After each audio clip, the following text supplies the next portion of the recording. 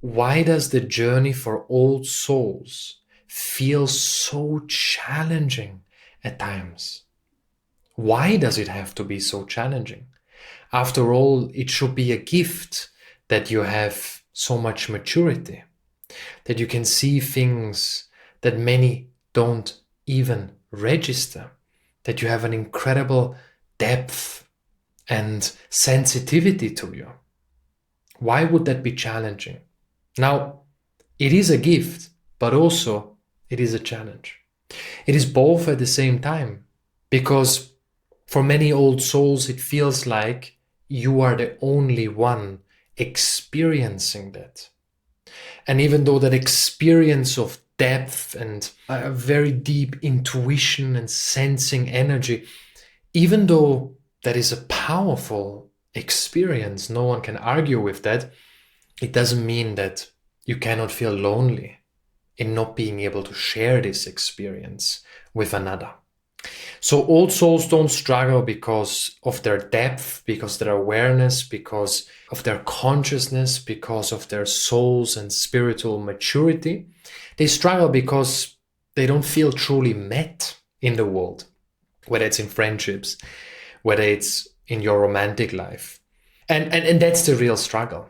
So you have a gift, and yet why does it feel that this gift isn't fully met? Today I'm going to go very deep into this, and it has a lot to do with our wounds, because just because a soul is old and mature and conscious doesn't mean there aren't spiritual traps or wounds that this soul can fall into. I'm going to get very practical. And also, I'm going to go very deep into why the journey for old souls can be so incredibly challenging. What is the deeper purpose of this? And also, how can you make the journey feel less challenging and expand that gift of yours? If you're listening and you're not yet subscribed to the show, I invite you to subscribe now so you never miss the next episode. Thank you for being here. I am Lorin, founder of the Core Method. I help people identify the true root of their challenges in relationships, purpose, and life, and shift it at the core. From elite leaders and couples in crisis to women healing their connection to men and coaches who want to elevate their practice. My work is about depth, truth, and lasting change. Many old souls have experienced a very complicated childhood. And by complicated, I mean that many old souls simply did not get to be children.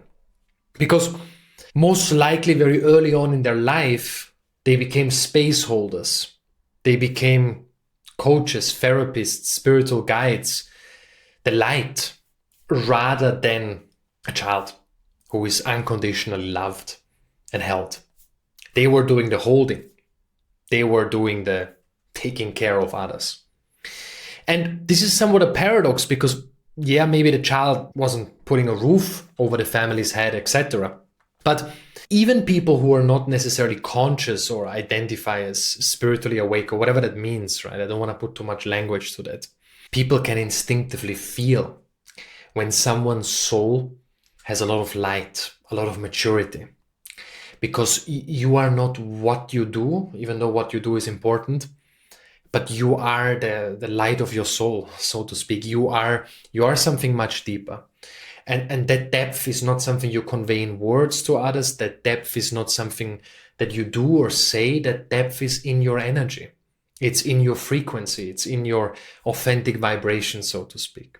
And people can sense this. And an old soul naturally has this heightened awareness and an expansive light and energy to them. So people sense that. And naturally, at a spiritual level, even though from the outside it looks very different, the family is taking care of the child, etc.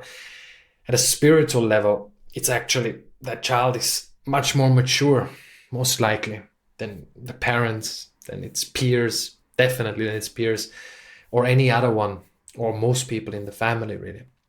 So they do a lot of holding, they do a lot of caring, they do a lot of things except being a child, really. That is being stripped away. They take on too much too early. They saw dynamics that maybe they weren't meant to see, but they saw them, and these dynamics created a sense of responsibility and created a sense of losing innocence as well. Not that they were no longer innocent, but they saw all the spectrum and things that were painful. They felt like the emotional adults in relationships to parents, to caregivers. They became the ones holding and stabilizing others. Very early on, specifically, old souls learn to hold space. And that's beautiful. But if you're holding space for everyone and no one is holding space for you, that is painful, even though you have a gift. And underneath that gift and that light is often a deep grief, because there's a grief for the childhood that never fully happened. There's a grief for the innocence that was interrupted. There was a grief for never having been fully met in that depth, in that truth, and always being somewhat of an outsider in the family, in peers, in whatever. And as old souls grow older, of course, that the pattern continues. They feel older than their peers because at a soul age, at a spiritual age, they are. And again, some people collapse this idea of old souls with spiritual superiority. Please know this is not the space where I'm coming from. If someone believes they're spiritually superior to other people, they can start from scratch on the spiritual journey ultimately, because there's no spirituality around that. What is that supposed to be? An old soul doesn't come and say, I'm spiritually superior, you're all peasants. An old soul feels something so profoundly and deeply and wants to share that gift with the world and feels it doesn't belong fully and doesn't feel fully met in it. It's a very different experience, very different. So as old souls grow up, their pattern continues. Their depth feels misplaced. Their sensitivity may feel excessive. Their intensity and truth might be seen as extreme, even though it's just conviction, it's knowing, it's devotion to a deeper purpose, to a deeper path, it's alignment, but it might be seen and labeled as extreme and judged. They might even be bullied. And if they're not directly bullied, there can be a sense of disconnection and they're an outsider. There's a sense of feeling isolated. And there's this experience then of there is no place for my depth here. Then you also still have a human being who is, even though much older at a soul level, but still a child, a teenager who wants to belong, who feels abandoned, who feels rejected, who wants to be loved. And adults, of course, want the same. But it creates a very paradoxical experience because you have both worlds, and at times there might even be direct invalidation where you shared something with people around you and people said, what are you talking about? Why do you think that is the case? That doesn't make any sense what you're saying. Or really directly speaking against and potentially even feeling anger towards what you're saying just because it doesn't fit into the familiar narrative. Maybe you're pointing something out that is really uncomfortable for people. But then rather than, of course, conscious people owning that, acknowledging that and working with that, what happens is that they judge you and they pull you down. And specifically growing up, you might be very mature, but you don't yet discern at that level, and the need to belong is greater than the understanding of what it means to be an old soul and align with your deeper soul's journey, right? So this can be very challenging. These invalidating experiences that are not always direct, but they feel directly at a soul level where, wow, okay, if I really let go and allow myself to be fully who I am, I become a walking trigger for people around me. I make people feel uncomfortable. That must mean there is something wrong with me. There's nothing wrong. It's just you don't have that shitty filter. that a lot of people have. And beyond that, many people are just not aware of those things. Being the one who is aware is powerful, but it can also feel like a burden, because if you overshare or if you speak from this unfiltered, truthful place to all the people around you, you can then start doubting and second guessing yourself ultimately. When your awareness is not mirrored, you often begin to question it. And this is quite painful for old souls, because you feel it, you know it, it's there, it's so powerful, it's you, it's your essence, and yet your essence is seemingly being rejected. But it's not your essence that is being rejected, it is people feeling uncomfortable feelings and emotions. And one thing the shadow or ego does is it will find any way to avoid that uncomfortable feeling. And that is usually by pushing other people away, bullying, mocking other people, putting other people down. It's a survival mechanism, ultimately. And then throughout that experience, many old souls eventually realize, fuck, I don't belong to any of those places. And wherever I go, you might even go to spiritual communities and you feel you still don't belong.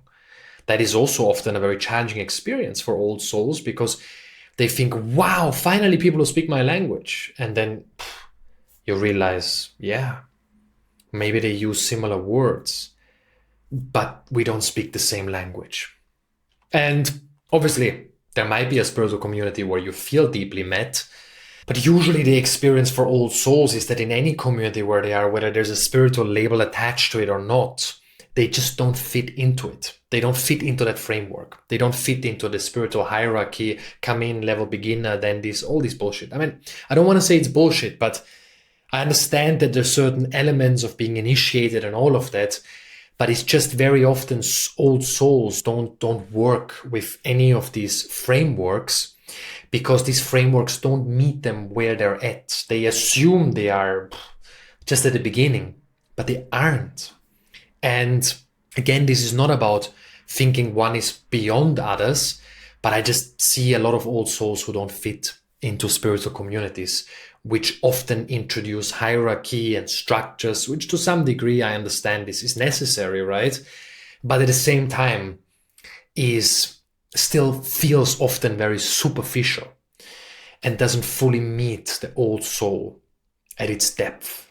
And then many old souls enter an isolation period on the journey of attracting their tribe, attracting their conscious or divine counterpart, whatever language you may use. And that journey is isolating. It's a different sense of isolation, because now you have the resources to actually be on your own. You no longer depend on your parents or whatever. You're an adult now. You've created your own life, your own path. And now you're on a journey of finding your tribe, of finding your people. And that journey is a journey where the old soul goes through very deep lessons. It's lessons that are challenging and painful, and lessons of discernment, boundaries, rooting in your truth and intuition, truly following your heart all the way. Self-trust, regulating your emotional state and working with your energy at the deepest level. It feels like that the journey home feels endlessly long or infinitely long. It can feel heavy and even layered with grief. And it's this paradox on this journey that as an old soul, you have a heightened capability or capacity to experience depth, joy, love, abundance, expansion. But at the same time, you also experience the grief of not being matched and not being seen fully at the same time. So it creates this paradox where you experience both, and your journey is somewhat a wild mix between heaviness, confusion, grief, and heightened states of love, heightened states of awareness, heightened states of depth and beautiful intensity. And usually many old souls find themselves in this loop where they have moments of deep awareness, beauty, they see beauty that others might not notice. And then those peaks are often followed by waves of grief because you keep touching something transcendent. You keep touching something so infinitely powerful and sacred, but you don't fully know what to do with that. It's elusive. It comes, but then there's grief, there's heaviness, there is the journey. It's a wild one. It's just a wild one. There's no other way to say it. And you touch something transcendent, you touch that sacredness of life, you touch that peak, and then you fall back into the ache of not being fully met. Here, the nervous system or your system in general does not yet know how to stay in this heightened awareness without collapsing back into the old wound. Now, I'm not talking here about staying in some perfect peak state. Life unfolds in cycles and we are cyclical beings. So we will have moments of heightened joy and we will have moments that are a bit more neutral, where we're not feeling some unbelievable bliss.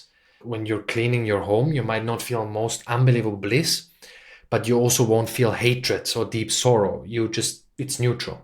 But what I'm saying is you go through cycles of emotional peak experiences and then through cycles where you're working through grief, annoyance, frustration, tension, irritation, resistance, you name it, big things, small things, subtle things. It's part of the journey. I'm not talking about entering this enlightened state and staying forever blissed out, whatever that is supposed to be. But I'm talking about not going from one extreme to the other, from heightened awareness to deep grief. And yes, old souls struggle with that. Just because you have that gift doesn't mean you're always in full embodiment of that. That's a journey. That's a journey to find your roots in that. So let's get really practical. What can you do at the deepest level? Number one is to accept this journey as it is. To accept the paradox. Don't fight with the paradox. Don't try to change this paradox. Don't try to stay in this peak state and then judge yourself when you are experiencing some form of grief.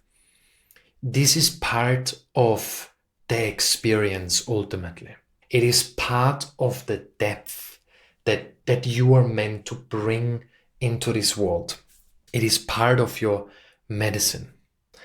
And when you accept that, what starts to shift is that you're no longer being so hard on yourself in those moments where you fall back into an old wound, perhaps. An old wound of never feeling that you fully belong. That wound of isolation. Because that wound of isolation remains an illusion. You are not isolated. And you are far from alone. And your journey shows that with your spiritual awareness, with that divine guidance that is ultimately working through you and carving the path and showing and revealing and illuminating the path for you. And yet we keep falling back into that because it's as deep as it can get. So what is a very powerful practice is to make space for that grief. Allow yourself to fully grieve the childhood you might have never had and all that comes with it. Because in that moving through grief, there is so much love and even deeper layers of depth available to you. I like to say that grief is the chisel and your soul is the sculpture. Grief just chisels away to make that sculpture uniquely, or to let it shine, to allow it to be what it truly is. And it seems that grief and even heaviness and the challenging experience of being highly sensitive and attuned, which is a beautiful thing, but can also draw you into picking up a lot of energies from other people and feeling the heaviness of the world. And yes, there's an element of identifying with that and losing yourself in that. But just by feeling it, that can be a heavy experience. And by allowing yourself to have that grief, something in you shatters. Something in you undergoes a spiritual death and initiation ultimately. And that is an incredibly liberating process, to really allow that grief to take a hold of you and to do what it must. Grief is a master teacher. If you push it away, it will come back stronger.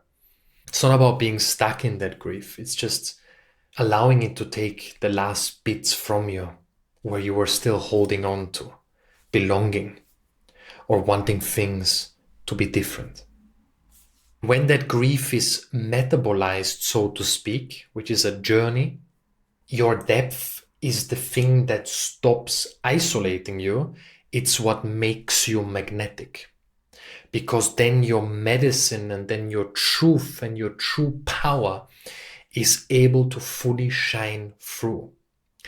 And that creates resonance. It creates resonance with the right souls, the right circumstances, being in the right places at the right time.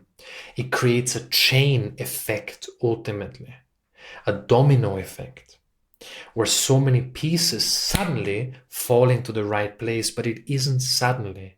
It's a deep spiritual journey and the building of that structure, or a sprouting of that seed, so to speak, the opening of the flower. Being an old soul is not a life sentence of loneliness and being spiritually and emotionally unmatched.